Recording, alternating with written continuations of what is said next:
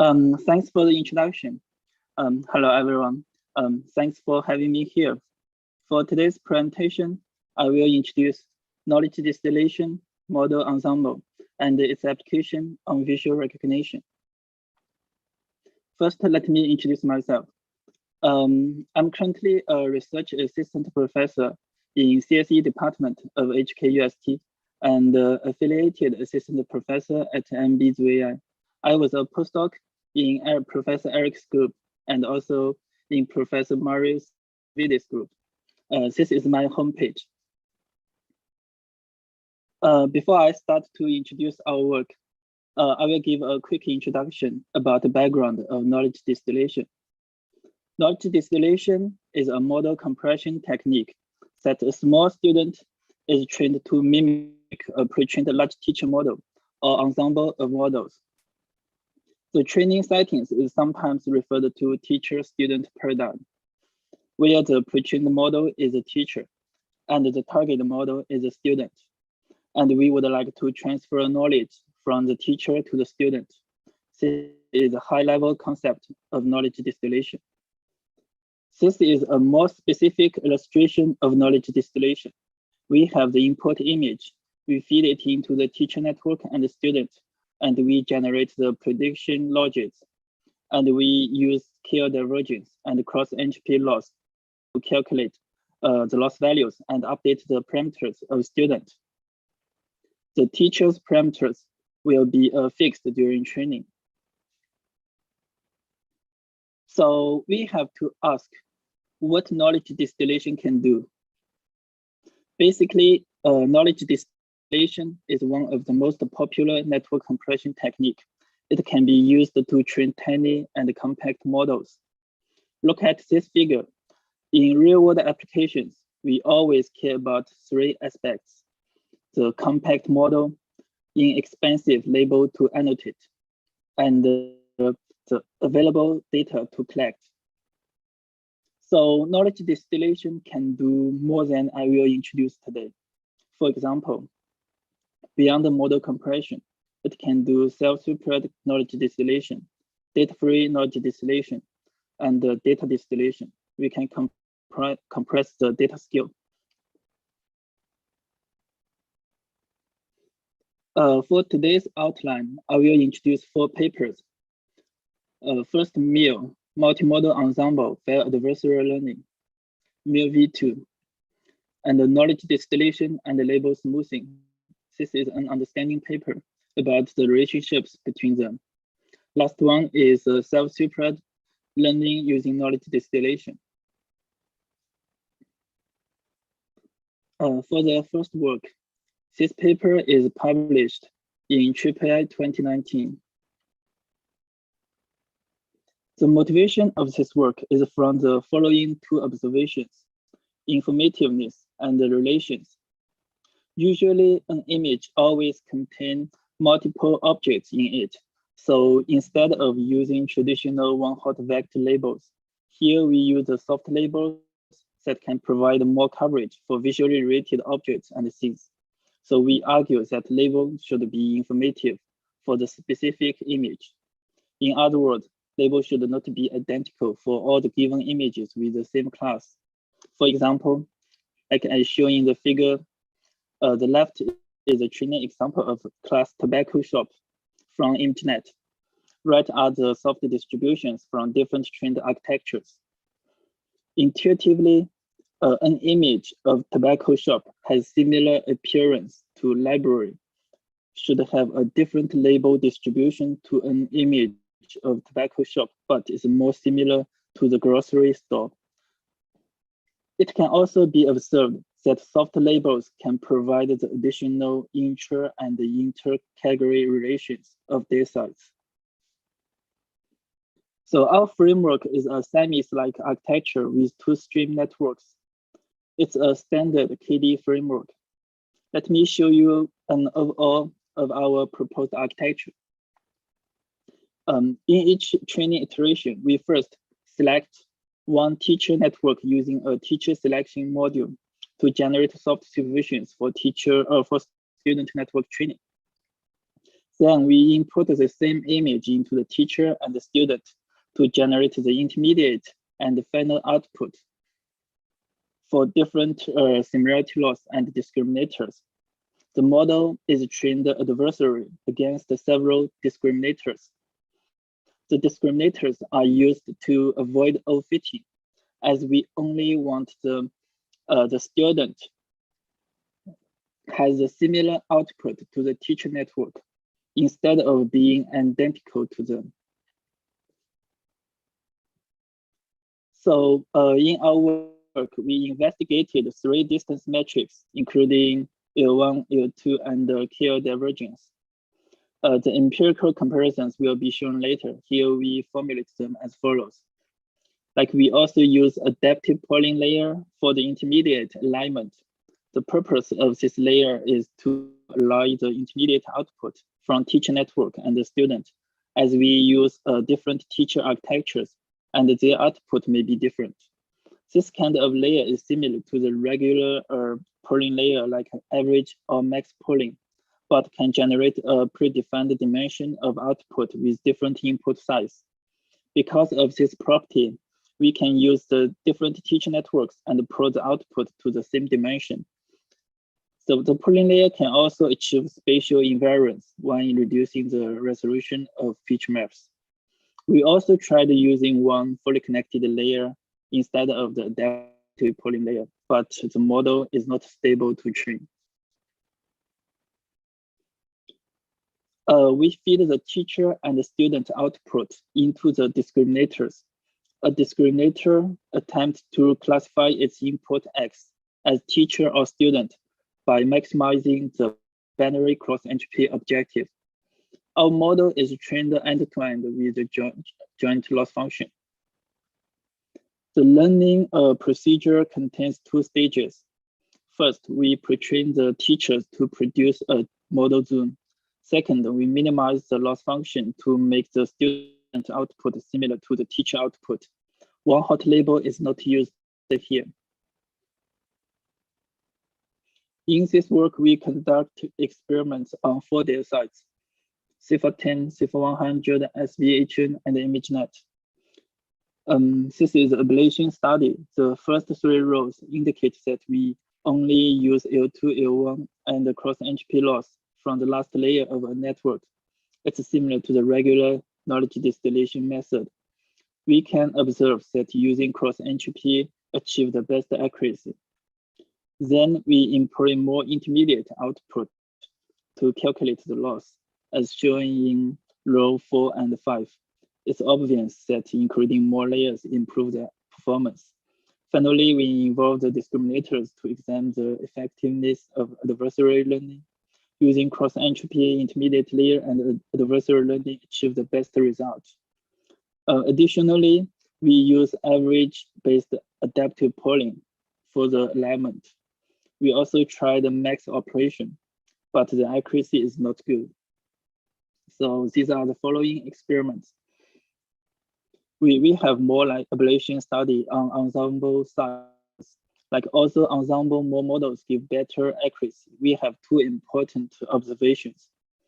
First, we observe our single model ensemble already outperforms the baseline model with a remarkable margin, which demonstrates the effectiveness of the proposed method. Second, we observe some drops in accuracy using VGNet and DenseNet when including too many ensembles for training. In most cases, like an ensemble of 4 models obtain the best performance. Here are the results on ImageNet. We use ResNet 50 as a student. The flops and the inference time for the traditional ensemble are the sum of individual ones. Plus means we use more powerful teachers like ResNet 101 and 152. Therefore, our model has both better performance and higher efficiency. Furthermore, our plus model yields comparable result to original ResNet 152. This shows great potential on the large scale real size dataset. We also visualize the validation image distribution from ImageNet by TSNE. We randomly sum sampled 10 classes within 1,000. Left is the single model result using the standard training strategy. Right is our ensemble model result. This is a study of budget for training on CIFAR dataset. The standard training budget is 300 epochs. Intuitively, our ensemble method can benefit from more training budget since we use a diverse soft distribution as labels. This figure shows that more than 400 epochs is the optimal choice, and our model will fully converge at about 500 epochs. Then we give a qualitative result of supervision diversity. We measure this diversity by visualizing the pairwise correlation of softmax output from two different networks. There are two figures display the bubble maps of our architectures.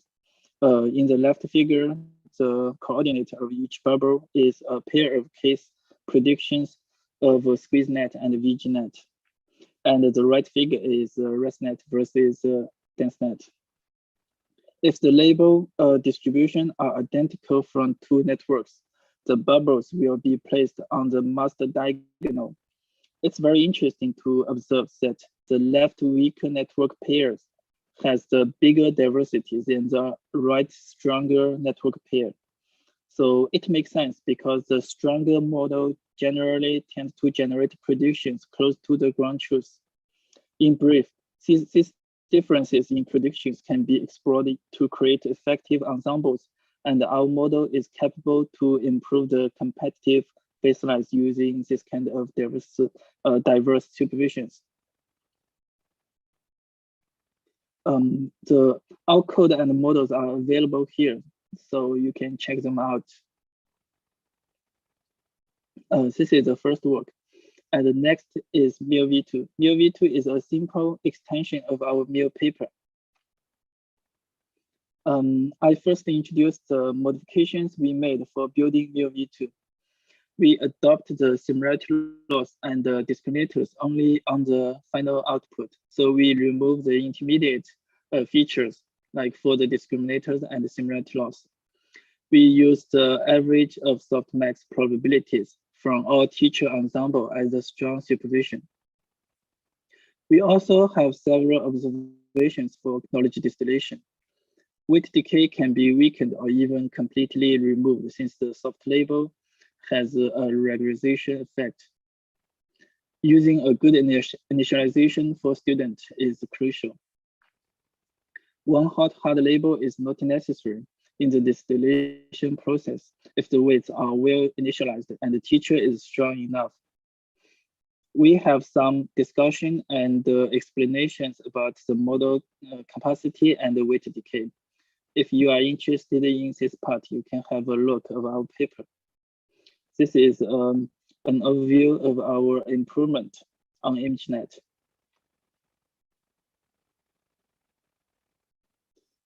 This is also the visualization of a modification we made from MIL to MIL-V2. We replaced the teacher selection module from MIL with a teacher ensemble module. This is an item by item comparison of techniques that we used in MIL-V2. We only use an ensemble of giant pre-trained teachers and kill divergence loss. In practice, we use a cross-entropy loss, a good initialization for the student, and the milestone learning rate. We did not use architecture modification, the outside training data beyond the ImageNet, one hot label, quasi-learning rate, weight decay, and other data mutation. So even without these data mutations, MIL-V2 still achieves a competitive result. This is an ablation study on different student initialization. So the purple curve is model trained from scratch, and the green is from superior initialization, and this one is from the inferior initialization. We can see like the good initialization can help to improve the final accuracy. So basically, MIL-V2 is also a fine-tuning based distillation framework. This is the ablation using and without weight decay. We can see without weight decay, the distillation training is more stable since we use the good initialization. These are results under 224 on ImageNet. Our MIL-V2 using recent 50 achieves 80.6, which is more than 2 points higher than MIL. After enlarging the input resolution to 380, the performance further improved to 81.7. We also try to use more data mutation like cut mix, and also we get a consistent improvement. Jason, we have a question. Yes. Actually, I also have one, but I'm trying to figure out how to ask it. First, we have by Kaveri a question. Could you reiterate on the soft labels used in MIL? And also, why do soft labels leave room for more improvement over longer period epochs? Yes, because it's like the soft label is actually a dynamic label generation. So for the different for the same sample, because we usually use a multi-crop random crop to train the network. So if you crop different region, because the label is from the pre-trained teacher, so even you use the same image, but because your crop is different, so the distribution of the soft label will also be different. So you can use more like epoch to train the model and get the additional information.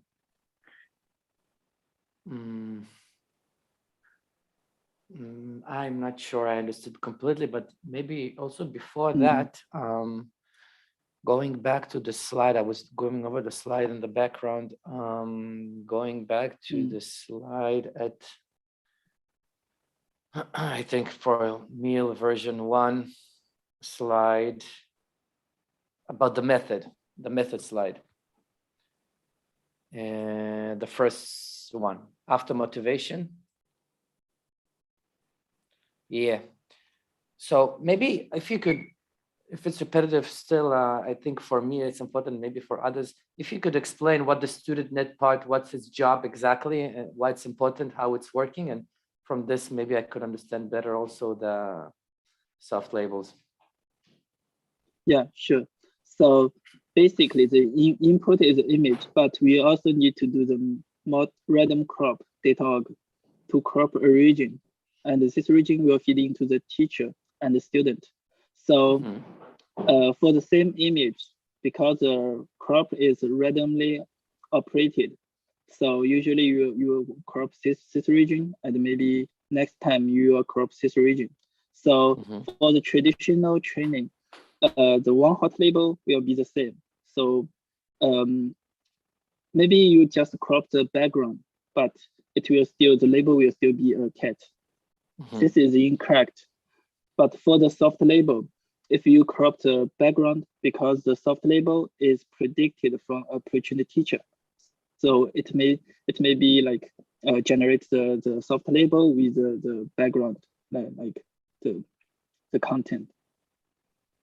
So the distillation, the soft label can provide like more accurate supervision for the student to learn. And the student part, what's happening there exactly? I'm sorry again if it's repetitive, but just to understand. Okay, yeah. So for the student, like here we propose a similarity loss. The similarity loss is to force the student output to be similar to the teacher output. So for the traditional knowledge distillation, we usually only use the final like loss function, like final similarity loss, or the like other like distance loss to force the student to produce the same distribution of the teacher as a teacher. But here we also use the intermediate output. But the problem is different because we have a teacher zoo. Different teacher has like different like output dimensions. So we need an alignment layer to produce the same dimension of output feature, and then we can feed the feature into the similarity loss and the discriminators. So we use a teacher net. So the teacher network is pre-trained and is not changing while we're training the student network, correct? Yes, the teacher's parameter will be fixed during training. And here, the similarity loss is to force the student to produce the same output as teachers. And the discriminator here is to distinguish the input feature is from the teacher or from the student. So because we want to like the output of the student just like be similar to the output of teacher, not identical. It can help to avoid overfitting. And now if I'm sorry, again, we're repetitive, but just to understand, so the soft labels on the teacher side, this means we have random cropping, but for the teacher, if the teacher is predicting a specific label, this is okay because we want the student to be similar to the teacher. That's that part I didn't understand completely.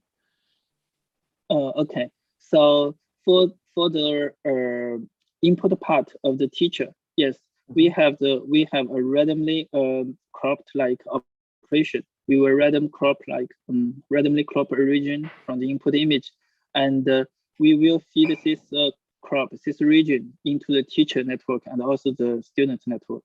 So for the teacher and the student, they receive the same input. The teacher, because the teacher is pre-trained, and the parameters will be fixed during the entire training. So yeah, so for it will always like produce the accurate output than the one hot label, because you cannot guarantee that the random crop will always crop the object area. Maybe it will crop the background. So if the input is the background, so for the soft label will be aligned with the input region, but the one hot label cannot do this. So because the soft is not one hot, the soft, there are several cropping there. This is why more epochs will be good. This is the idea here. Why more epochs will be good, because of the soft labels are dynamically generated. So after if you train with more epochs, actually you will receive more information, because even you make some modification, you just shift a little bit of the crops, the soft label will be different. But for the one hot label, even you train with a very long time with a very long epochs, because of the label is the same.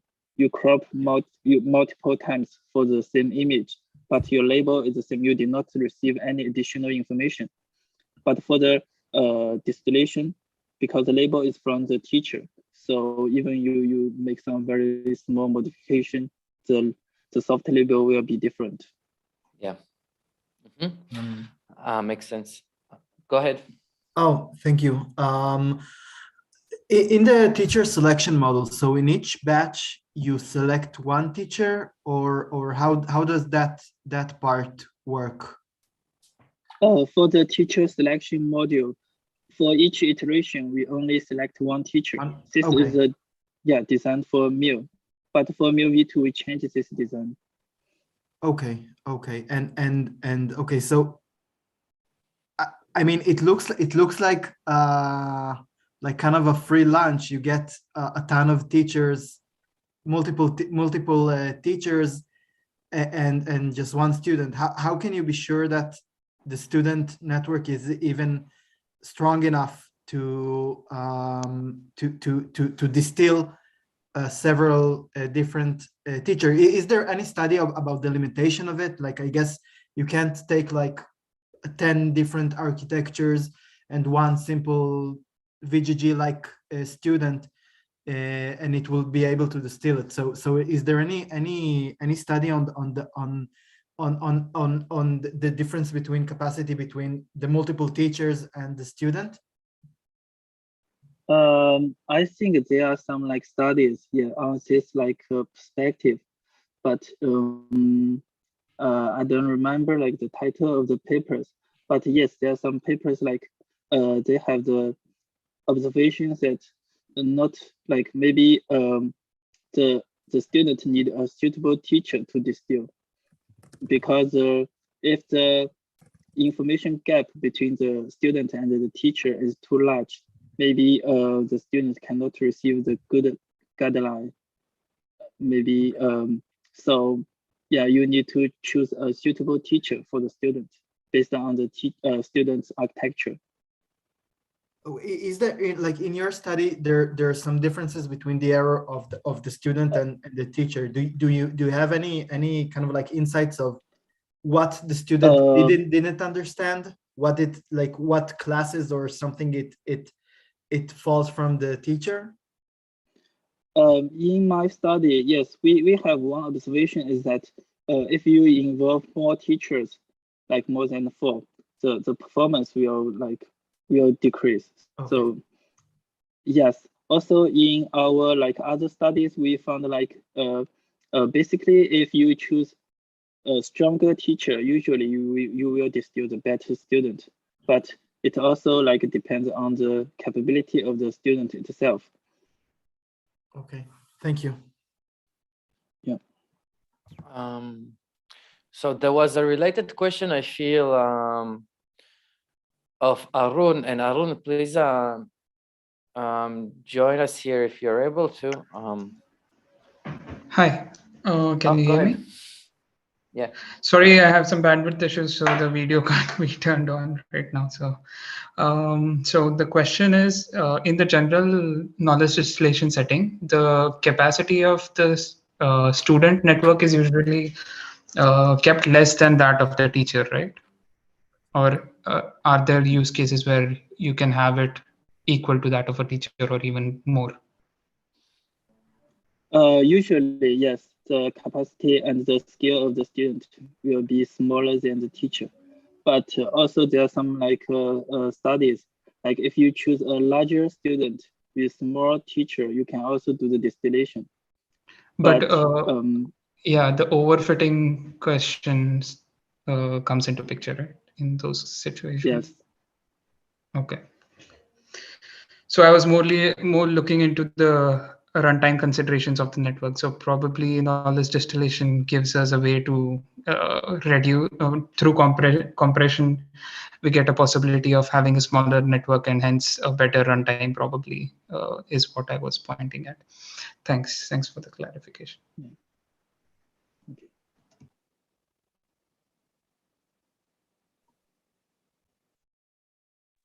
Okay. If anybody has questions, good time. If not, we'll take them later. Jason, I think we can continue. Okay. Let's see.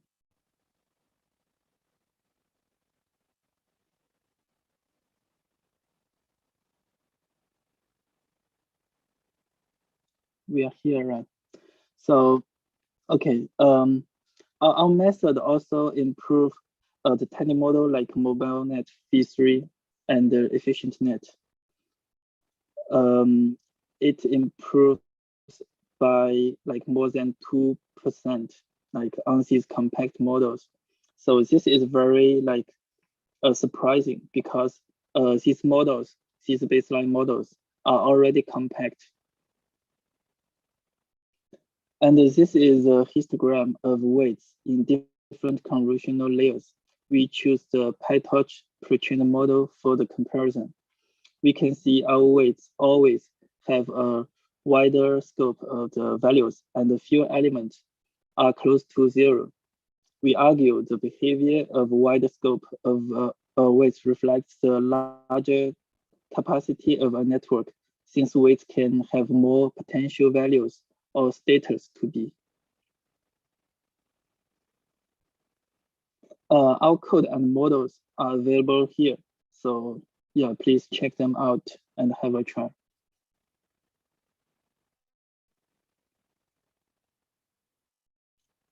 This is an understanding paper on knowledge distillation and label smoothing. It is published in ICLR 2021.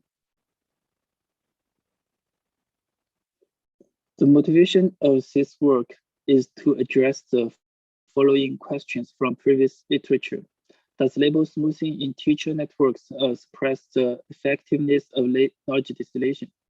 What will actually determine the performance of a student in knowledge distillation? When will the label smoothing indeed lose its effectiveness for learning deep neural networks? We first give a brief introduction about label smoothing. This is a framework using label smoothing, and this is a human-designed rule to generate soft label distribution. So we found the label smoothing and the knowledge distillation basically have the same optimization objective, if not consider hard label term in knowledge distillation. The only difference between them is the mechanism of producing the soft labels. For knowledge distillation, the soft supervision is from a pre-trained teacher or ensemble of teachers. For label smoothing, it is from a mixture of weighted hard label and a uniform distribution. Can we repeat this again, please? The difference. So the difference of label smoothing and the knowledge distillation. For the knowledge distillation, the soft supervision is from a pre-trained teacher network. For the label smoothing, it is from a mixture of weighted hard label. Hard label is one hot label and a uniform distribution. This is a uniform distribution. Mm-hmm. Okay. So like this one, yeah. This is the label smoothing soft label. Yeah. In this paper, this is a previous literature. They proposed several observations and conclusions. So our paper would like to clarify some of the conclusions are incorrect. The first one, label smoothing, this is from their papers. Label smoothing encourages the activations of the penultimate layer to be close to the template of the corrected class and equally distant to the templates of the incorrect classes. So what does this mean? They provide the visualization to prove this. These two figures are trained without label smoothing. These two are trained with label smoothing. So we can see the distribution of the samples in the same class. After using label smoothing, they will be closer. So it means like the variance in the class will be removed for different samples with the same class. This is correct. We also verified this observation. Based on this observation, they propose two conclusions. One is like even label smoothing improves the accuracy of the teacher network. Teacher trained with label smoothing produce inferior student networks. So it means like if your teacher is trained with label smoothing, it will hurt the performance of knowledge distillation. This conclusion is from like because the label smoothing will erase the variance within class, the same class. But for the knowledge distillation, the teacher should have the ability to capture the subtle difference between from different samples with the same class. But label smoothing will erase this information. So they think like label smoothing will hurt the performance of knowledge distillation. It sounds very reasonable, and but in practice, it's not correct. Our paper also tried to explain why this conclusion is incorrect. So we provide our new observations.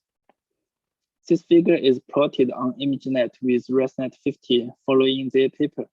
So we also choose two semantically similar classes, toy poodle and miniature poodle, two kinds of dogs in green and yellow. One semantically different class, the tench, one kind of fish in the purple color. So circle one, this one is the discovery observed by Hinton's paper. that label smoothing will enforce each example to be equal distance to its template. That is to say, it will erase the relative information between logits in a class. This is correct. Our new findings in this paper is that erasing effect enabled by label smoothing actually promotes to enlarge the relative information on those semantically similar classes, these two. So basically, it's not necessary to measure how much a poodle is particularly similar to a tench. So this distance 1 and distance 2, this is not necessary because we have enough evidence to classify them. But it is critical to have the information how different a toy poodle to a miniature poodle.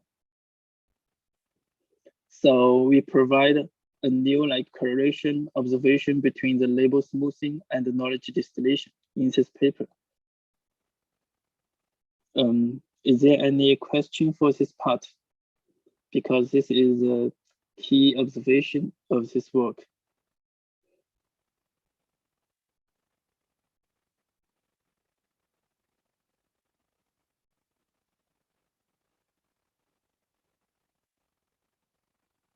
Okay.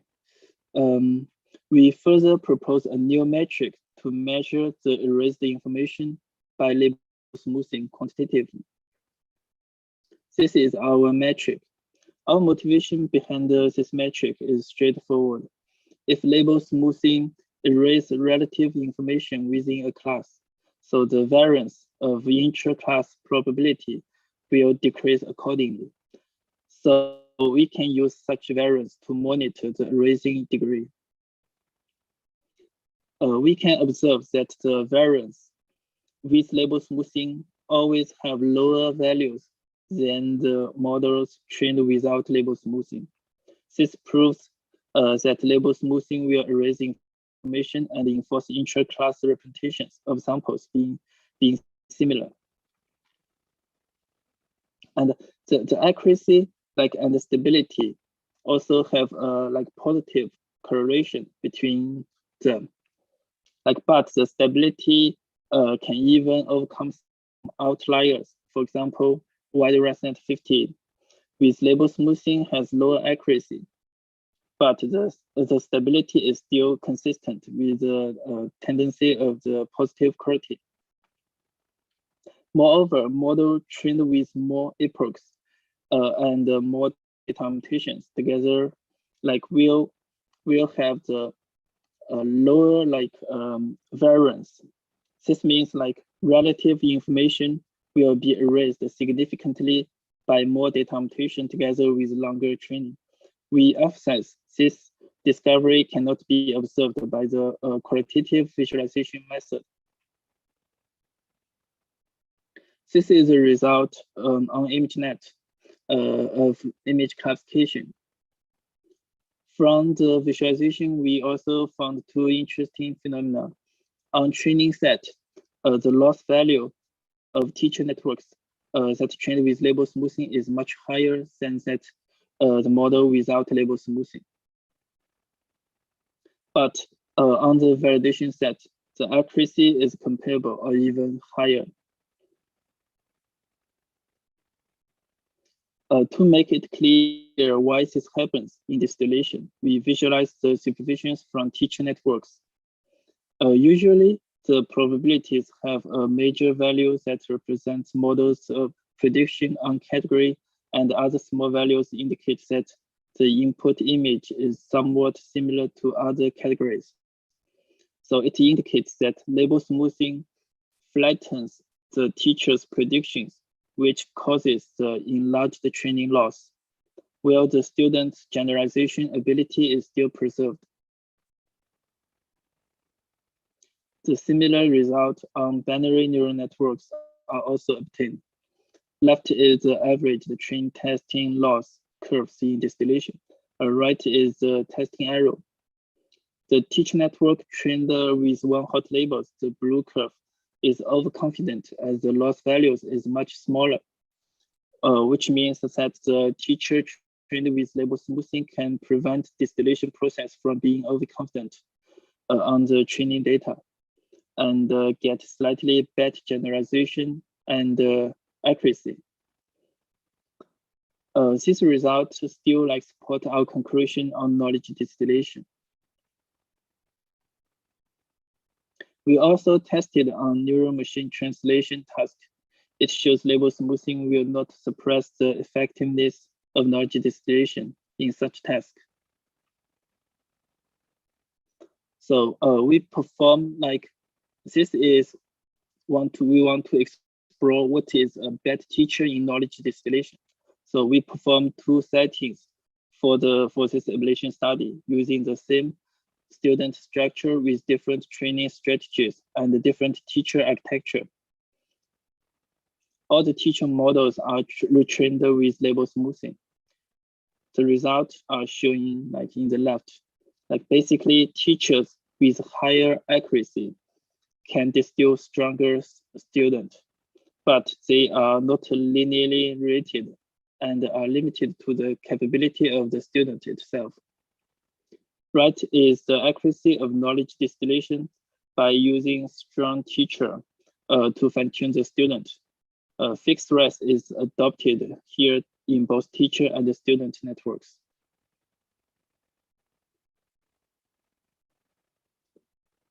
We found the long-tailed distribution within balanced samples across classes will indeed suppress the effectiveness of label smoothing and hurt the model performance. The result shows that using label smoothing on the long-tailed dataset will damage the performance.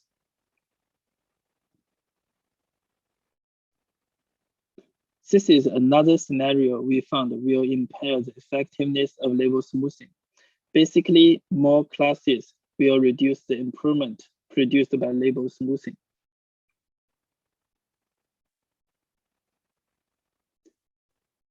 To conclude this work, label smoothing is compatible with knowledge distillation. Label smoothing will both decrease the variance and the mean predictive values within a class, but will not impair the relations across different classes. Long-tailed distribution and more classes will make label smoothing less effective. When you went into the research, before you found out these things, what was your assumption? What were you expecting to find out?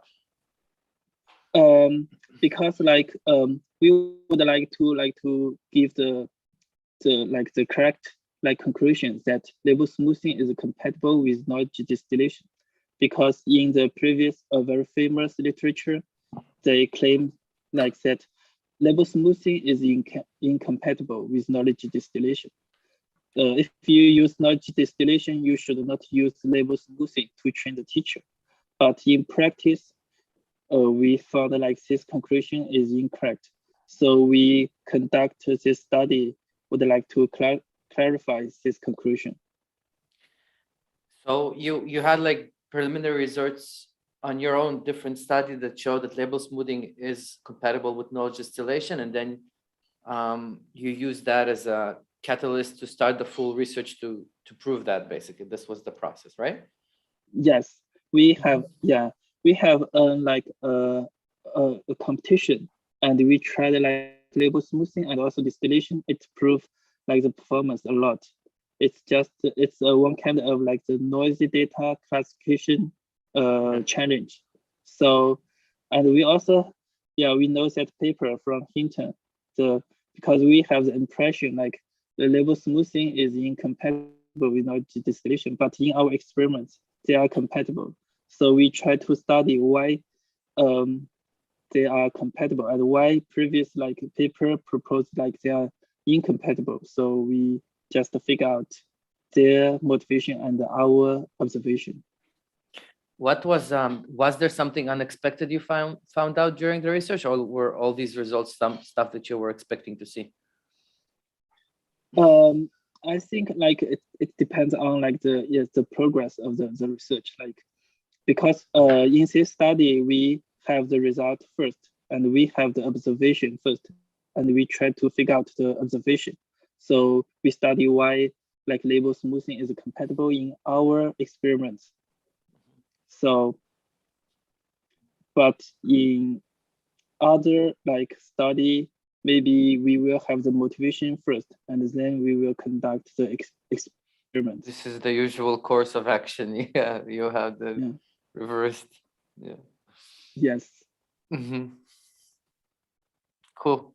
Was there any response from the authors of the previous work? No,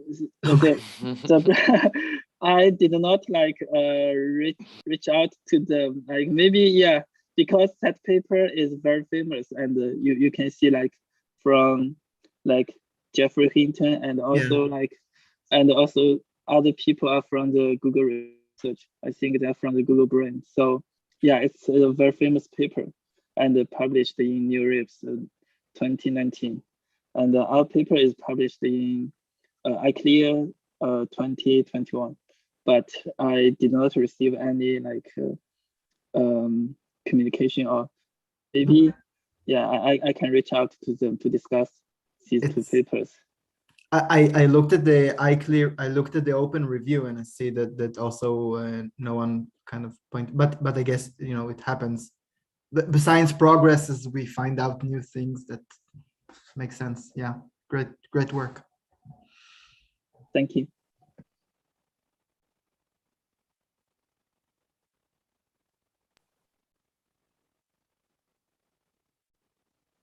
Is there any question for this work?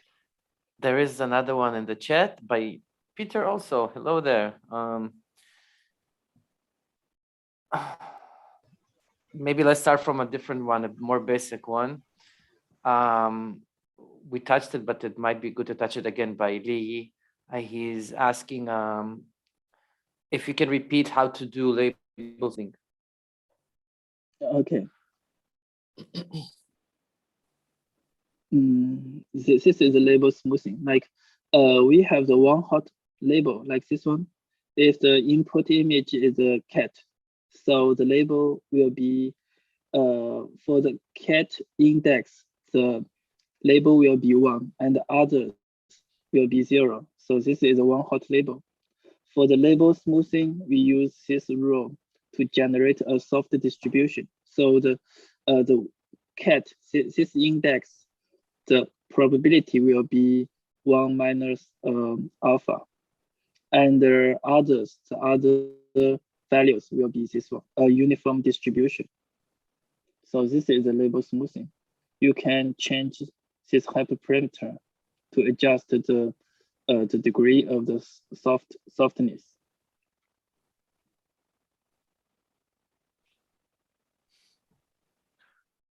Is it clear? Thank you. Yeah. So how we determine alpha like here and k? Yes, k is a number of classes, so it is determined by the dataset. For the alpha, we usually use 0.1, but for different datasets, maybe you need to try with different values for alpha. Okay, thank you. Before that, also Peter was asking some of your insights into knowledge distillation for image classification.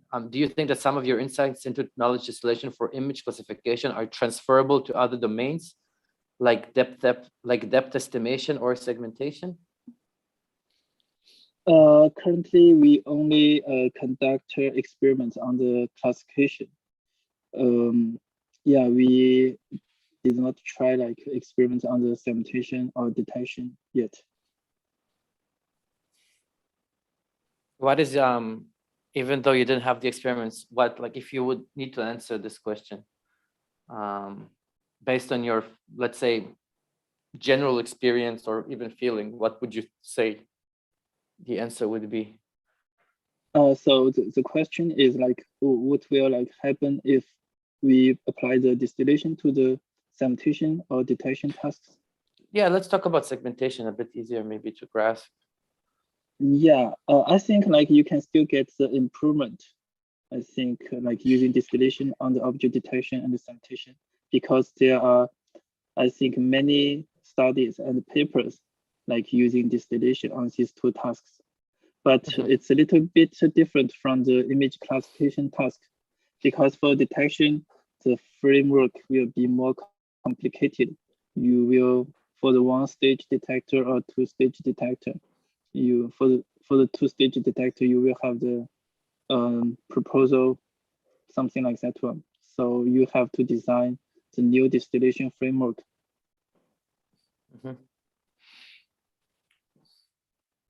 But still, because sorry. So no, go ahead. Because, go ahead. Okay, because like the improvement is from the soft label for the distillation. So yeah, if you use the soft label for the segmentation or for the detection, you still can get the additional information. The soft label means like, yeah, if your input region is part of the like human and also another object, like it will be a soft distribution. It can provide very subtle information instead of the very hard information for the one hot label. So this is the superiority of the soft labels and the one hot label. And no matter what task you are working on, like the soft label can also like provide these benefits and the more information for your task. So yeah, I think you can get the improvement using the such kind of soft label. It's if I think about it in my way, it's sort of a regularization scheme, basically. Another way to try to regularize the training process. Sergey was asking in MIL v2 with MobileNet, did you compare it with conventional knowledge distillation?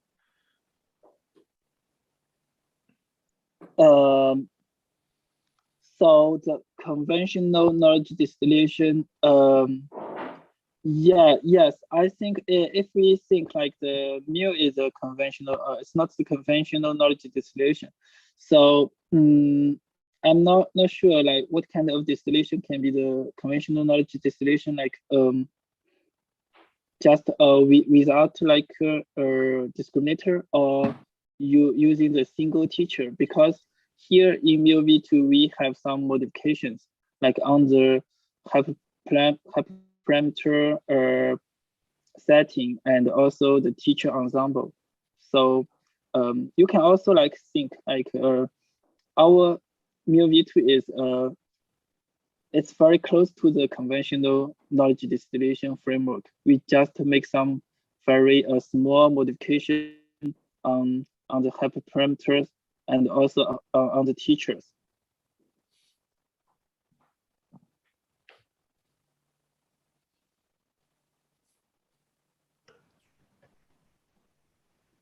I just wanted to ask one question regarding the segmentation networks. So particularly regarding the one-state segmentation networks, I think that is a simple starting point. So if we just consider, instead of, if we consider the segmentation as pixel-wise classification, then can we somehow get so right now for the normal image classification, you have one hot label. So instead of considering the binary masks, can we consider something like a soft masks we can have a teacher network predict soft masks and then use those soft masks to train the student network. So does that make sense in any way? I think it's possible, yes. But for the segmentation, maybe you will like classify the pixel for each pixel. Yeah. But still, like the label can be like soft. Even the pixel, I don't know like how to soft the label, because for the object. So for each image, you have like multiple masks. So depending on number of classes. So if you have 4 classes, you have 4 binary masks, which are independently produced. So for each pixel, you can have that pixel can simultaneously be any of the classes, depending on what mask you consider. So then you consider each pixel and then kind of formulate a soft mask out of that each pixel by taking those 4 binary masks into consideration, something like that. I was thinking. Oh yes, and also like the software distribution can be generated from a teacher network. Yeah. So. Okay. Interesting. Thanks. Yeah.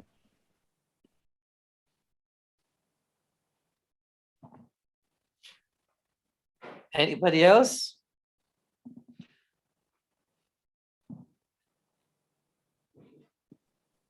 Jason, we have more to the presentation, or basically we took the liberty to go to your question slide.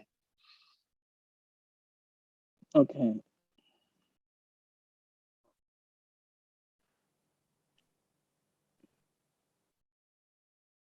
Okay.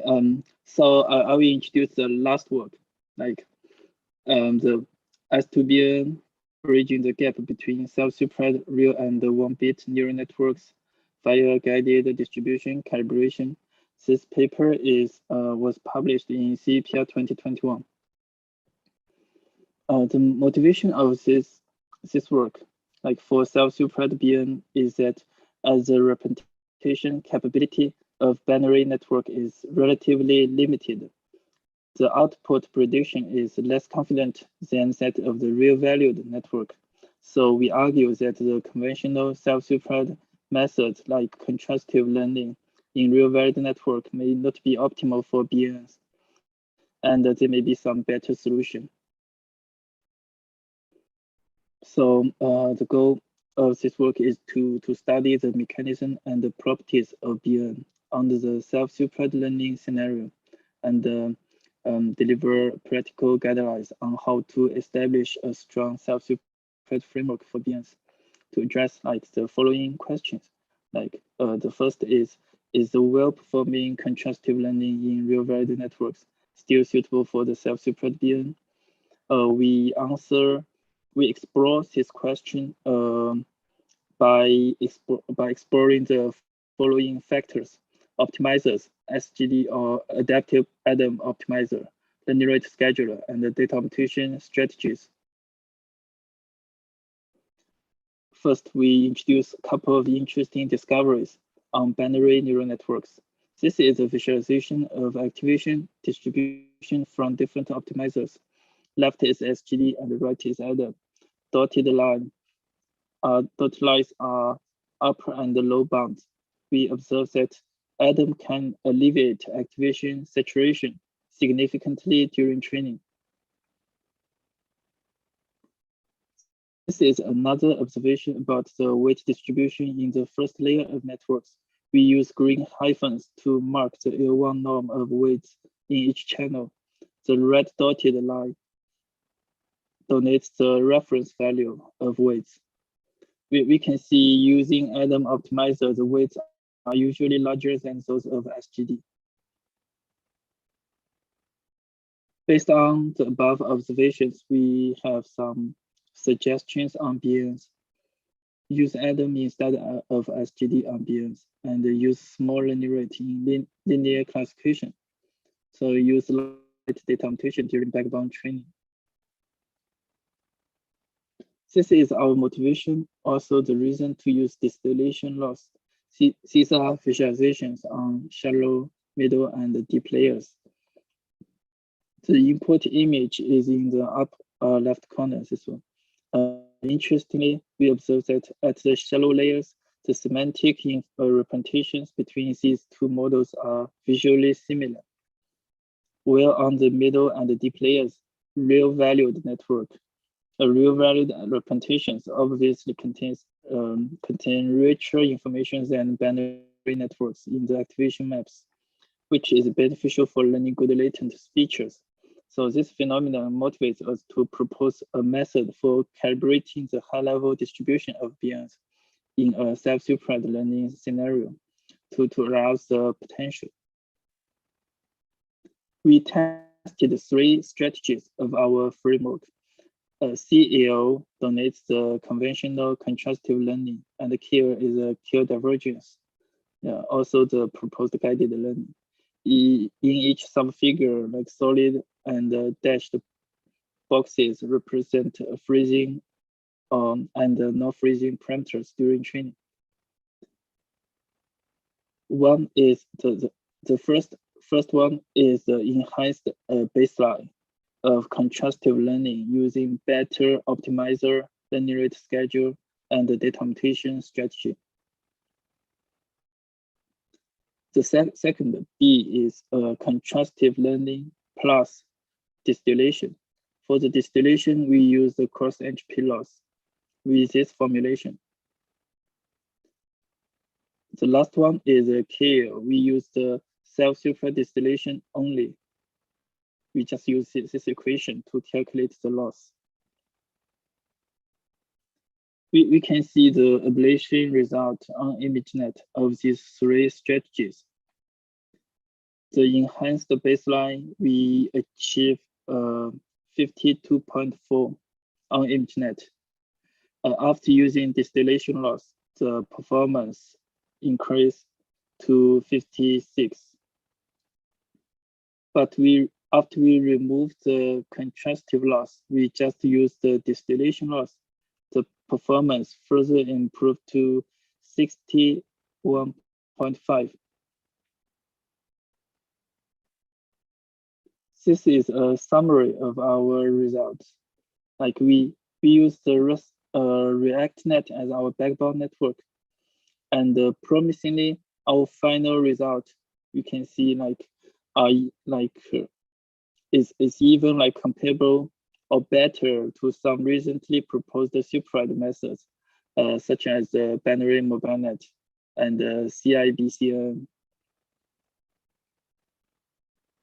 But there's still a gap between the self-supervised model and the supervised ReactNet.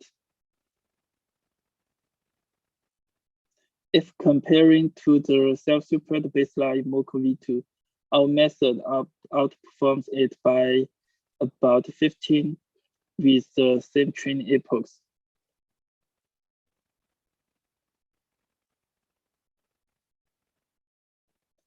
This is the transfer learning result. It is critical to further verify the transferability of our learned parameters from different learning schemes. We can see our distillation solution achieves the best transfer learning performance than other strategies.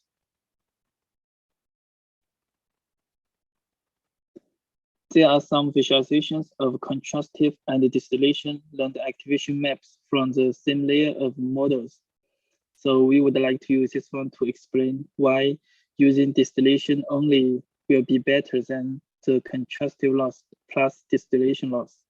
Visually, it can be recognized that the quality of activation maps from contrastive learning to distillation is improved significantly with more details, and the distillation results are more close to the real valued ones.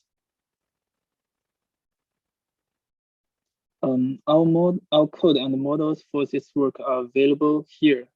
So also please check them out if you are interested in this work. And we have some conclusions about this work. Prop optimizer, learning rate scheduler, and the data mutation are crucial. Using distillation loss solely achieves the best accuracy than together with the contrastive loss. In BNN scenario, contrastive loss is relatively weaker than distillation loss to learn fine-grained representations, and the semantics are also vague. Is there any question for this work?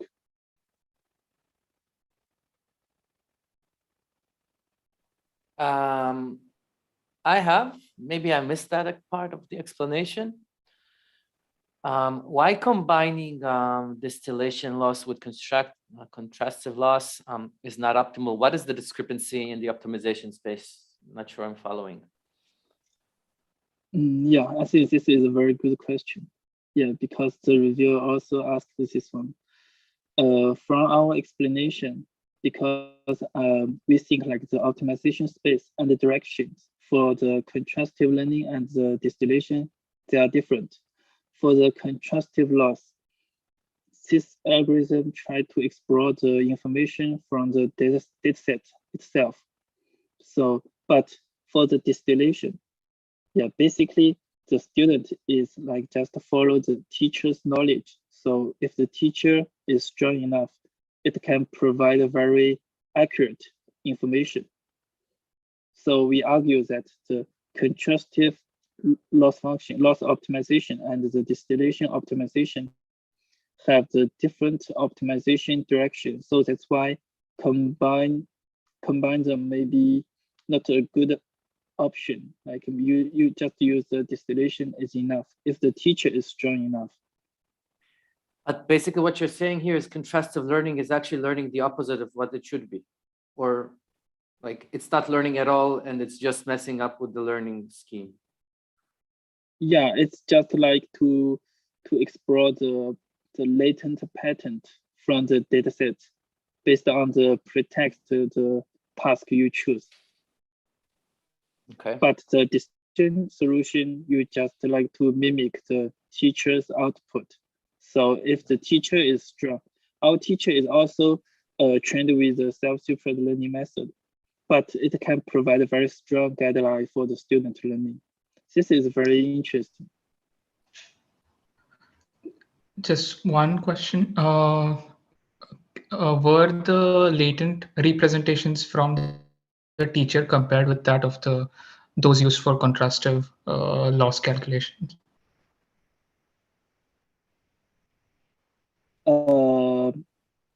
Sorry, can you repeat your question? Maybe the latent representations from the teacher network can be compared to those which are used for this contrastive loss calculations. And maybe there we can have a little bit more information regarding this, right? Yes. So yeah, in this work, in the distillation, we use the real valued network as a teacher. Yeah, so the latent feature, the latent out, like the representation will provide more information for the student. So we would like to the student, the binary student can follow the teacher's output because this output, this distribution contain like more information about the input. So yeah, if you just use the contrastive loss to explore, because the backbone network, it has very limited capacity. So maybe it can only learn some very limited information. But if you follow the real valued network's output, maybe you can learn more information. Maybe this is the reason why the distillation can achieve much better performance than the contrastive baseline. Thanks. Kaveri had a question. I don't know if you can use your audio. Kaveri, I hope you're saying the name right, Kaveri, then please do. If not, I'll be reading the question for you. He's saying it's interesting to see that Adam leads to smaller weights than SGD. Did you verify this finding on other tasks? And also, I would hypothesize that more variance in weights as observed than SGD would be better, right? This observation only like maybe happens. I'm not sure on the binary network backbone. On the real valued network, I'm not sure like the same observation you can observe because we did not try it on the real valued network. But on the binary network, we have this conclusion. Like, so if the backbone is trained with Adam, you need to use smaller learning rate to do the linear classification, because the curve is like this one. Further, if the backbone network is trained with SGD, if you decrease the learning rate, the performance will also decrease like significantly.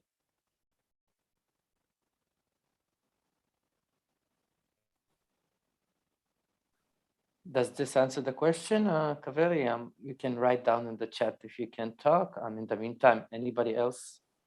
More questions?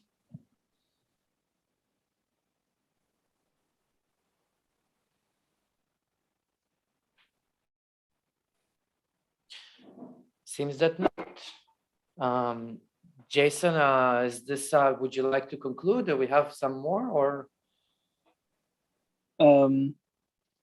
Yes, we have the. I would like to discuss the future works, like so because like the main drawback of vanilla KD framework is it's like mechanism. I did not introduce it, but because like the drawback of distillation framework actually is it's like it will consume the majority of the computational overhead forwarding through the giant teacher networks, so making the entire learning procedure inefficient and costly. I think if you use distillation framework, you will also find this drawback for the distillation framework. We have a work to address this issue, but because of the policy, we cannot share it here. If you are interested in it, you can have a look. So how to design the efficient or the fast distillation framework. And the other possible future work can be is it possible to transfer knowledge from teacher to student in an automatic way? Next is how to propose. Could you? I'm not sure I'm following what it means in an automatic way. Yes, for the conventional or for the regular KD, we only maybe use the final output to distill the knowledge.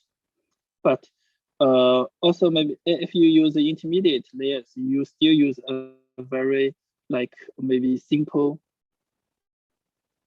alignment for different stage. For the first stage, you do the like the strategy we used in MIL. For each stage, we'll add a similarity loss to align the output or the intermediate features. But maybe because the student is smaller than the teacher, maybe you need to use the a little bit deeper features to distill the shallow layers from the student. So maybe there will be some better strategies, better alignment to distill the knowledge from the teacher to the student. Maybe you need to use the shallow layer to distill also the shallow layer of the student, but you need to use the middle layer to distill maybe the high layer of the student, something like this one. Something that automatically matches which layer from the teacher to the student you want to distill? Yes. Okay. Next is a unified KD framework design for various visual tasks, such as the classification, detection, and summatation. And the last one is maybe what is the next generation of the architecture of knowledge distillation look like.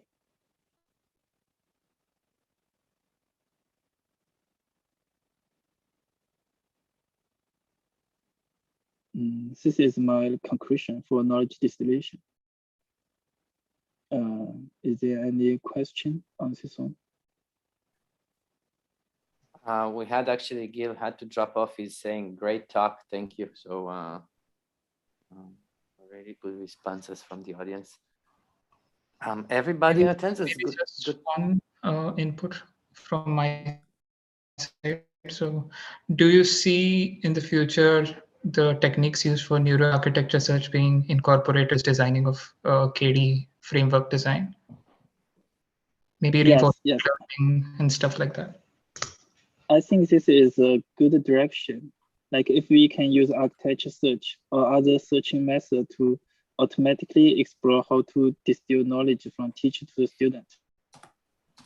And maybe the metric can be used the performance of the student on the task. And yeah, that can be used as a utility to train the entire thing. Yes. Interesting.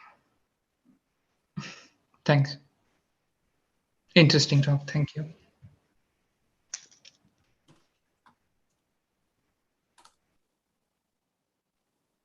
Anybody else?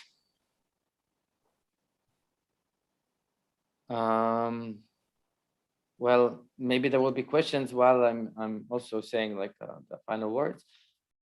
Everybody who are in attendance, thank you. I think we peaked around 40 people, somewhere there in the middle, including the YouTube participants. This, I think I forgot to mention, this of course is recorded, it's also live on YouTube. It's gonna be posted on YouTube for later on, so everybody will have the recording, no worries. We could go back to the talk and review stuff. I'm gonna send again other places where you can find us if you want to join future discussions, questions, answers, events, everything. We have our subreddit is the main place where the community is run. The Discord for live instant messaging, YouTube channel again where this lecture is now live and will be recorded and saved. The newsletter, I publish in the newsletter everything to do with the community. Discussions happening, questions answering, upcoming events, previous recordings. Everything is published there. I try to do it once in every 2 weeks. I get to do it once every month. So it's not so often you get it, but when you do, it's like a full dump of everything that happened. You can register. Jason, thank you really for the talk. It was great having you over. With this, I will say goodbye. Goodbye to everybody. Thank you for joining in. And until the next time. Bye. Thank you. Bye. Bye-bye. Bye.